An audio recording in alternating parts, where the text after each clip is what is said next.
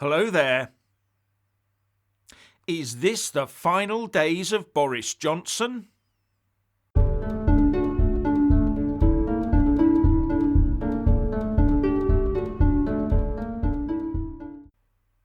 As per usual, please like, subscribe and comment below. And when subscribing, please do press that little bell, but also select the all option, or you won't get any notifications when I publish a new video. Omnishambles? No, the Tory party is engaged in defenestrating itself. And tonight is, after all, Guy Fawkes night. A minor internal matter for the House of Commons has turned into a tsunami of bad press for Boris.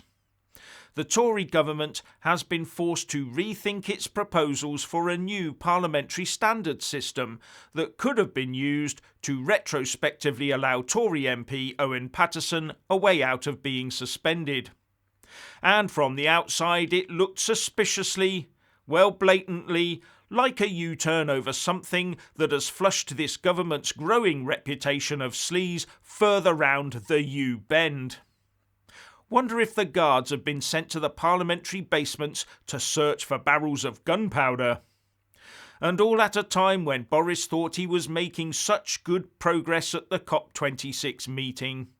Is this now a case of going from a Boris finest hour to his final hour within a couple of days? And if not, how soon will it be? How many political friends has Boris lost over this? How much of his dwindling political capital has now been spent? And that so many government ministers were prepared to go along with it is a display of their inept arrogance. And also an indication of how effective the selection process is in choosing ministers who put obeying orders above independent moral thinking. And this comes after a night where Tory MPs were herded and whipped unwillingly into voting in a way over this matter that many were obviously very uncomfortable with. Wonder how they feel this morning after that forced march through the lobbies and the subsequent U-turn. Wonder how they feel about having their personal reputations dragged through the swamp after voting this way, then seeing the government basically admit it was wrong and drop the whole hot, maggot-ridden potato. Wonder how many of them would follow their whip's office orders ever again. Oh, and there is also now pressure for the Chief Whip, Mark Spencer, to go too. And the actions of the rebels have been vindicated, shown to be honourable. They were the ones in the right. The sacked PPS, Angela Richardson, for example, was reinstated within hours of her failure to obey orders. While those that did obey orders will be left to fend for themselves and salvage their own, now soiled histories.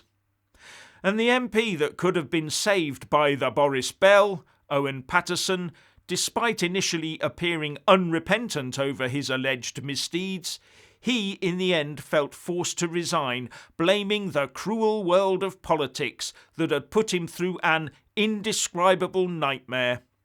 Otherwise he faced yet another vote in the House, a vote that could now only ever go one way. And it turns out Paterson's lack of contrition after the vote, after the Prime Minister had arguably moved a sizable mountain for him, angered Number 10. Something that might have factored heavily in the PM's decision to engage in this massively damaging U-turn. And now we hear that the Commissioner for Standards, Catherine Stone, that Boris tried to ignore, or even get sacked, is lining him up in her sights over Wallpapergate. That murky business of who paid who and when and how much regarding that infamous number 11 flat refurbishment that is still being reviewed by the Electoral Commission. With the obvious question being, was this whole affair designed to rid Boris of a troublesome Commissioner for Standards? And you now have to wonder if this little episode has not actually strengthened the Commissioner's hand, an outcome that those at the top of the Tory party seemed intent on preventing. Has this given her firmer ground from which to launch an inquiry into Boris's wallpaper selection processes. If the Tory party was looking at discrediting the Commissioner, then it has spectacularly backfired. And the only thing that saved anything for them yesterday was that the former Labour MP, Claudia Webb, was given a suspended sentence for harassment, something that, if she loses her appeal, could end up in a by-election. Anyway, it seems that an 80-seat majority and forcing people through the preferred lobby isn't always a bulletproof combination within our sovereign parliament. Because it appears to me that the only thing that stopped Boris in his tracks was the opposition parties refusing to engage with any new parliamentary watchdog and system he tried to put in place. Something that, to be credible, would need fully engaged cross-party support.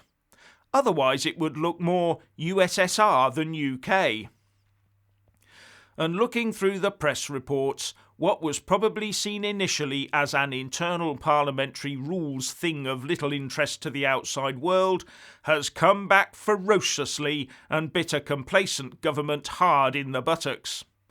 With Tory MPs talking about it being a shitstorm and something that has called the PM's judgment into question, and left them all looking like they're mired in sleaze in the process. You have to wonder if there's a few letters expressing their lack of confidence in Boris making their way into the safe of the Tory party 1922 committee chairman, Sir Graham Brady. And enough of those, and there would be a no-confidence vote on him as party leader.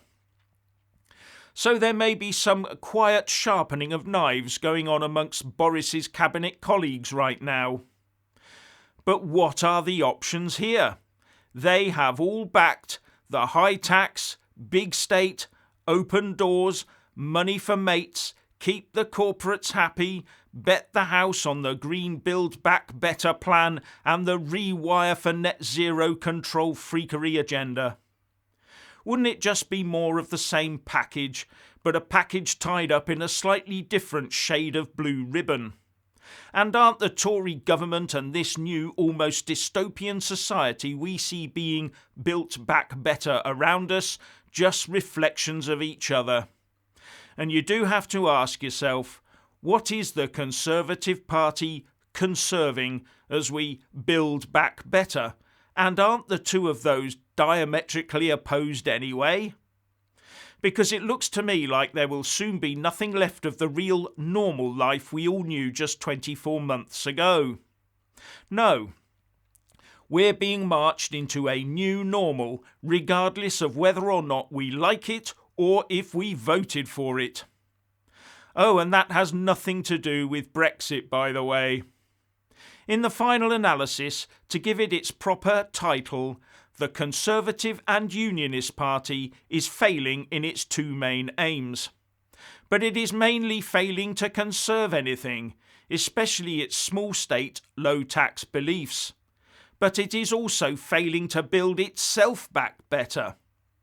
Unless it really is a reflection of where we're going as a country as they build us back better. And it's no good looking to the opposition benches for help. They would follow the exact same agenda, but tax and spend even harder. Now, what I see for the future is a big Boris extravaganza of some sort, something he can perform to, something he can distract us with in the run-up to Christmas, some new grand announcement to give his MPs something to loudly cheer while waving their order papers in the House, something to help them to forgive and forget. Otherwise, this really could be the run-up to his final hour. So what's your opinion on this Tory debacle? Please like and comment below.